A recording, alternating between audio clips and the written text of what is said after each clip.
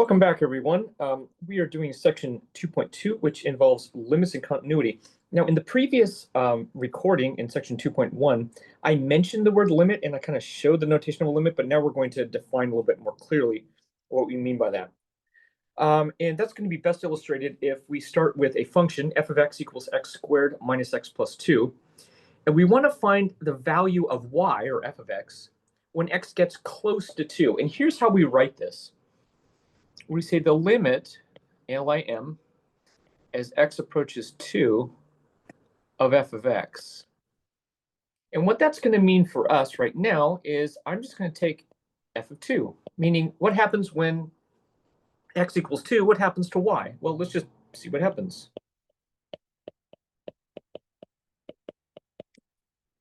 So this limit is just 4. And we can look at the picture to the right over here.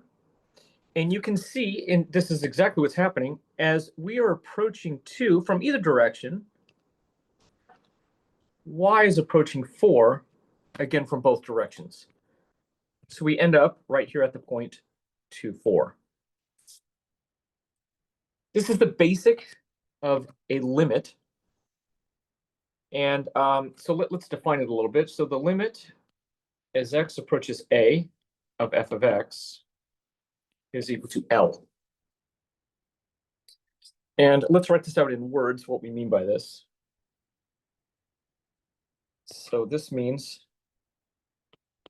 f of x gets closer to L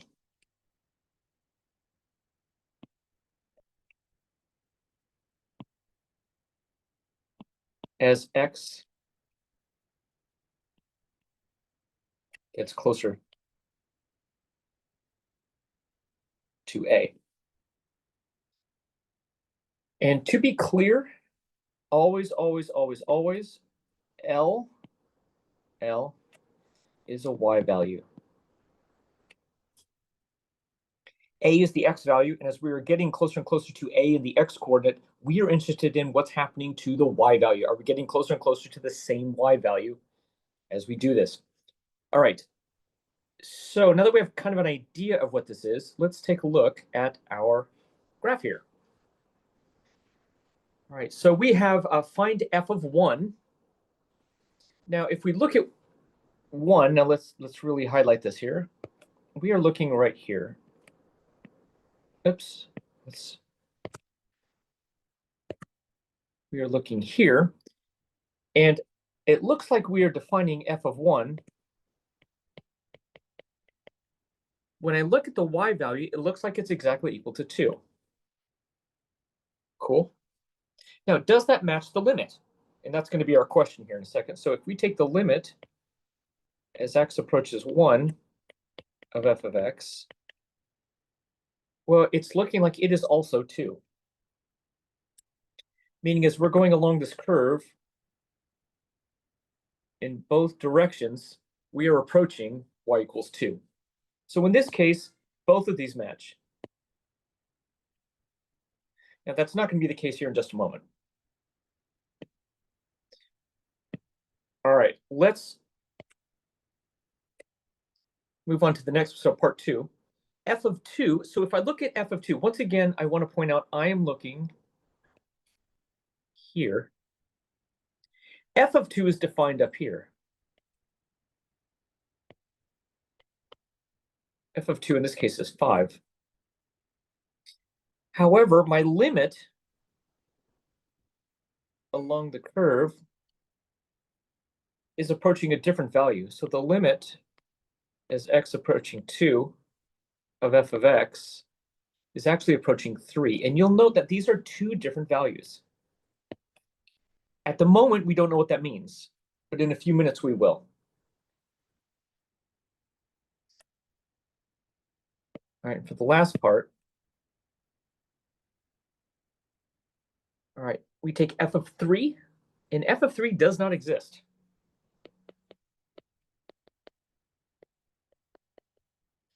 Meaning I have a gap here, and I have no other value here anywhere that gives me a y value that it's equal to. So this doesn't exist. However, the limit does exist. As I'm going along this curve here,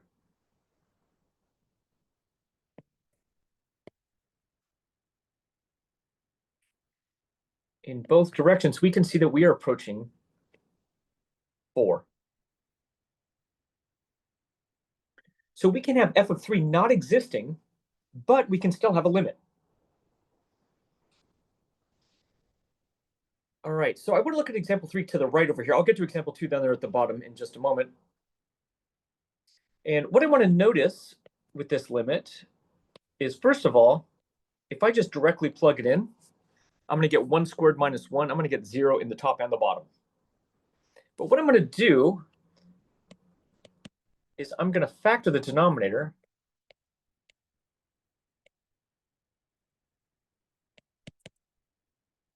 And I'm going to note that that reduces out.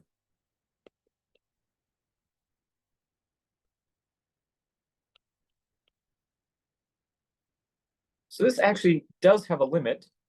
This limit is exactly 1/2.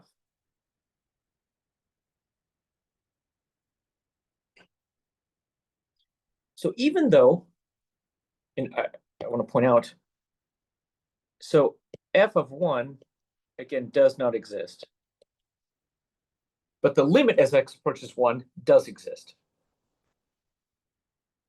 All right, I want to move on to example 2. Now, I'm going to ask you to pull out your graphing calculators. And what I've done with mine is I've gone to the y equals. Now, you'll notice at the very top of my calculator, top left, mine's above my yellow button. It says y equals. You should have a similar y equals button on yours. Make sure you clear everything out from there. That's there. And what I did was I typed in the numerator in parentheses, I have the square root of x minus 1, close parentheses, divided by parentheses, x minus 1. And you'll note this limit, if I just plug in 1 as it is, I'm going to get 0 over 0. That's not good. That means that, actually what this means is that we exactly don't know what this means. This doesn't mean undefined. This doesn't mean does not exist. It means that we don't know yet. Later in the semester, we will learn a tool that will help us to fix that.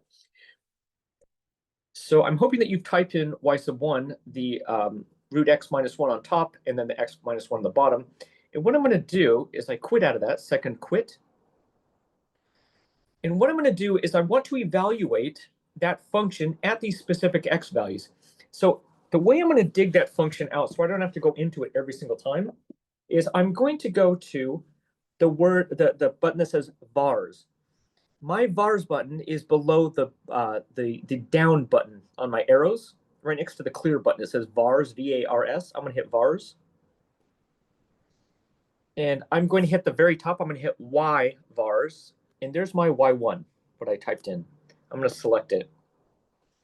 And what I'm going to do is I'm going to evaluate that at 0.9. And what this is going to do is this is going to take root 0.9 minus 1 over 0.9 minus 1, evaluate it for me, and give me a value. So I got 0.513167.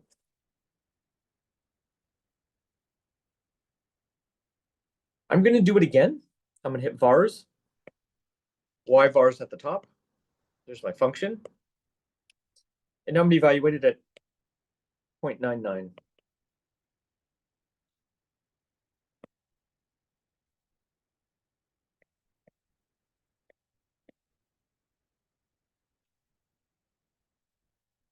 And I'm just going to keep doing it by plugging in these values.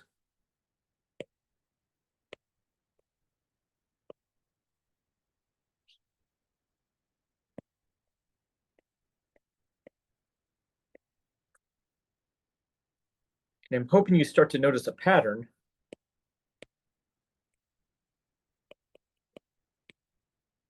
That we are getting closer and closer to a value. So those are 4 values that are below 1. I'm now going to plug in values that are above 1. And I'm going to plug in the 1.1. Oops.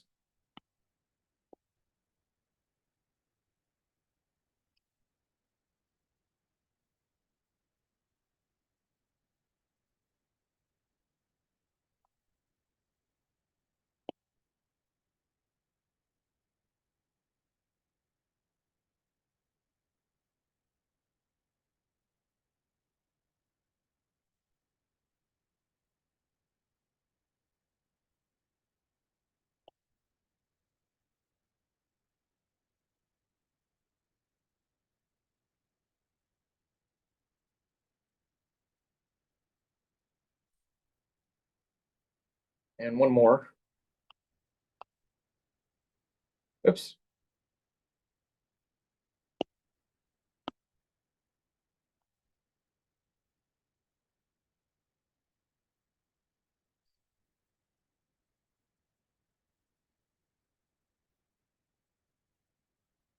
And I'm hoping that you can see as we are approaching from both directions, from below and from above, and what we are approaching, it looks like, is 0.5. The 0.999 gets us 0.5 with a little bit above, and the 0.1 or 1.0001 gives us just below 0.5. But it looks like our limit is approaching 1/2 or 0.5. So here's sort of a drag out way of figuring out what a limit is. We of course want to avoid having to do it this way. This one's very time consuming, very clunky, as it were. All right, I want to talk about one-sided limits, meaning as we are approaching from the left, which is different from we are approaching from the right, possibly. And before I get into this, I want to draw a picture, just so we have an idea.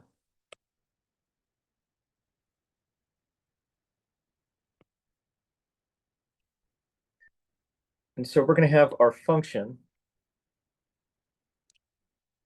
This is our f of x. And as we are approaching a, I'll say a is here. And what we are looking for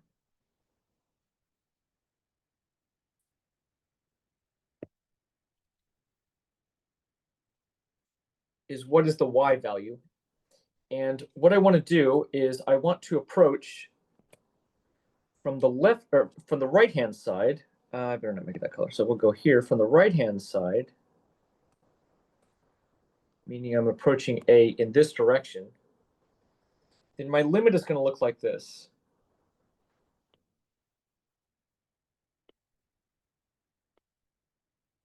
We're going to have a little plus there.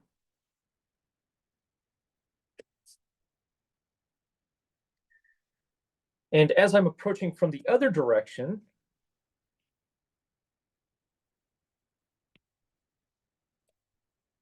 I'm going to have the left-hand limit, which is going to be the limit as x approaches a from the negative side of f of x is going to equal L as well, we hope. And to be clear, right here is L. And so the limit of f of x as x approaches a from the right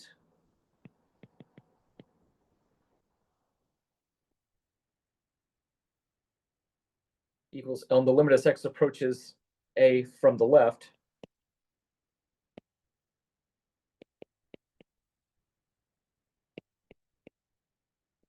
equals L as well. And so ideally, both are approaching the same value. The same value L. And if it isn't, then that's going to bring us to our next example. Find the following limits if they exist. So the limit, so let's use some color coding here. We use red for the first one. The limit of g of x as x approaches 2 from the left-hand side, that negative above the 2 there, means that I'm approaching in this direction. So I'm approaching 2 in this direction here. It looks like this limit is going to be 4.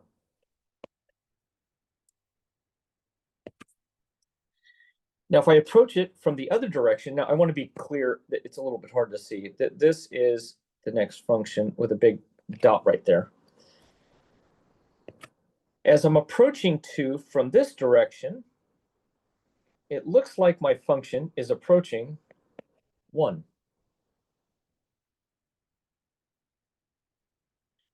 Now, the limit only exists if the left limit and the right limit go to the same value, which in this case they don't. So in this case, this limit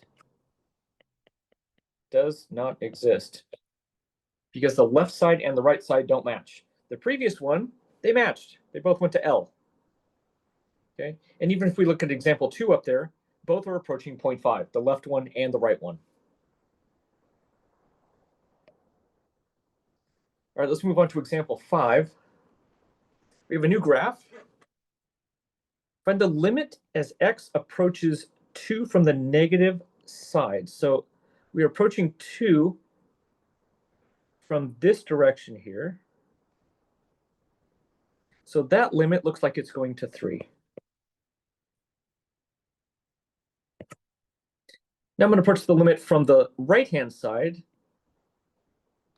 And that one looks like it's approaching 1. Which means this limit overall does not exist. Sweet. All right, let's look at 5 here. The limit as x approaches 5 from the left-hand side, that's this way, that limit looks like it's approaching 2. And the limit as we're approaching from the other side, let's do a different color. Let's do it here. Again, that's approaching 2. Now, if you take a look, I want to point out that f of 5 is 1. However, because the left limit and the right limit are the same, this limit does exist at 2. So the limit exists at 2. However, f of 5, pardon me, is not 2.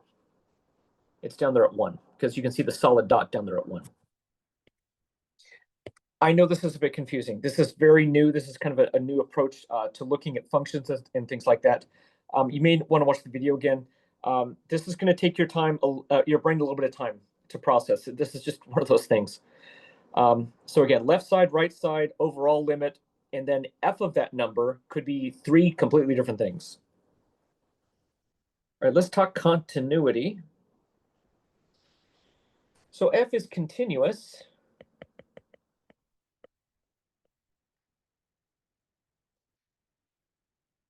if 3 things hold true. First of all, f of a is defined, meaning f of 5 is 7 or something like that. So it's exactly a specific number. If the overall limit exists, now what that needs to mean is that the limit from the left side as x approaches a of f of x is the same as the limit as x approaches a from the right side. Both of those need to be the same. In addition to that, the limit as x approaches a, whatever that limit is from part 2, that has to equal part 1, f of a. Now, at the beginning, this is just a bunch of gobbledygook, a bunch of words that's going to be kind of hard to distinguish and things like that. I understand that. These 3 things are actually 3 different things, and it's very possible that 2 of the things hold, but the third one doesn't.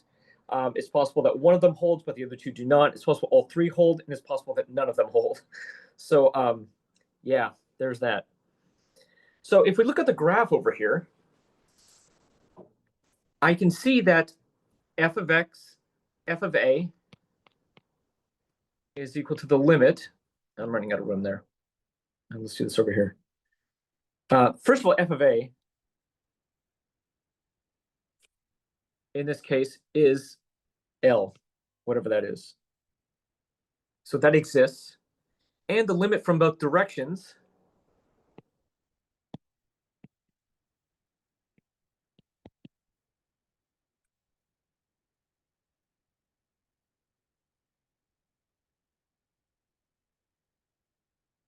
also equals L. That's going to be 2 and 3. As long as all those things hold, then we can say that it is continuous at A.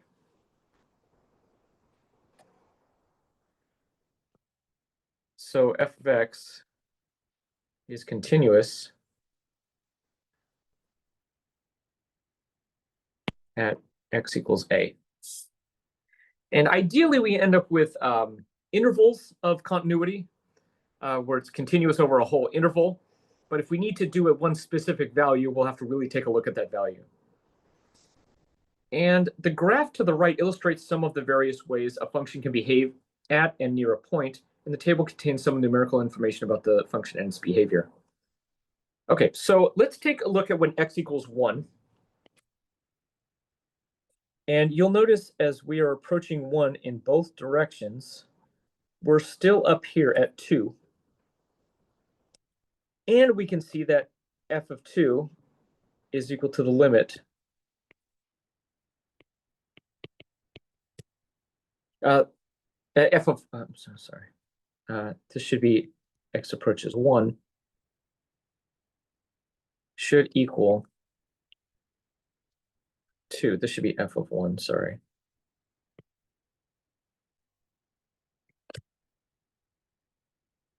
And so we can see when at f of 1, we are, the function is continuous. I probably shouldn't have used red, but I don't have to do for now. All right, so now what we have is we have at x equals 2, we have in both directions the same value. So it looks like the limit as x approaches 2 of f of x, that is giving us 2.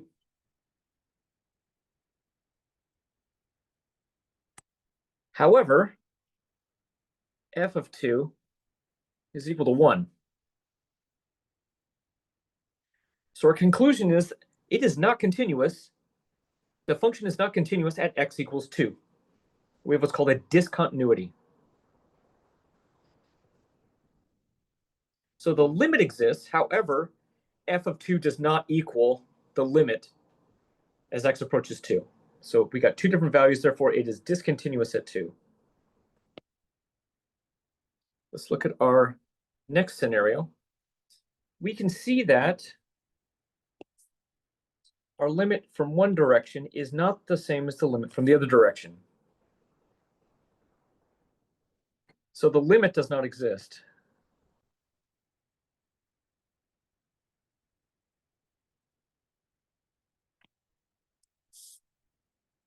And even though we have that f of 3 is equal to 2, because that limit doesn't exist means that it is not continuous at 3.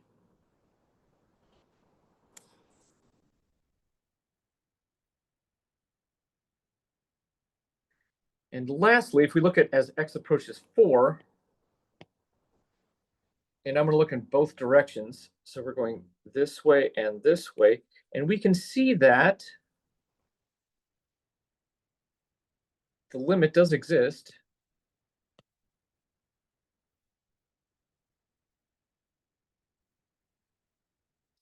However, f of 2 does not exist. Or there's no solid dot when x equals 4. Therefore, it is not continuous there as well. And you can read the rest of this, but I basically just sort of summarized everything that was a part of that. All right, and that is going to do it for our second section in chapter 2. I'll see you in the next section.